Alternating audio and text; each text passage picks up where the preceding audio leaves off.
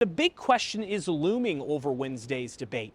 Does it still matter? Do debates still matter? Well, they do as long as people watch. The first Republican presidential debate in the 2016 presidential cycle was seen by 24 million viewers. Holding an in-person campaign event in Iowa or New Hampshire doesn't come close to the audience that a made-for-TV event can bring. Debates have historically been pivotal moments in campaigns. If your campaign is struggling and you have a good night, donations pour in. On the flip side, a bad night can derail a campaign. The presidential campaign of former Texas Governor Rick Perry never did quite recover after he forgot the 3 cabinet agencies he wanted to cut back in 2011. Commerce, education, and the, what's the third one there? Let's see.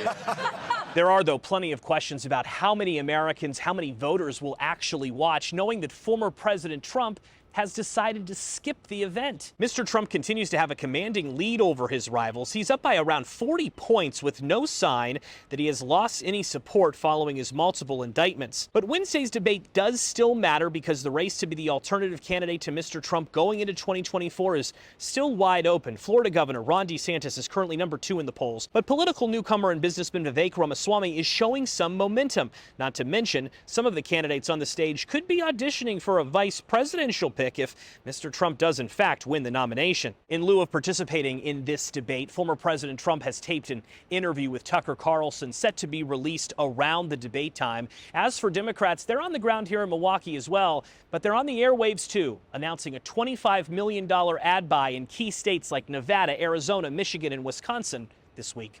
Joe St. George, Scripps News, Milwaukee.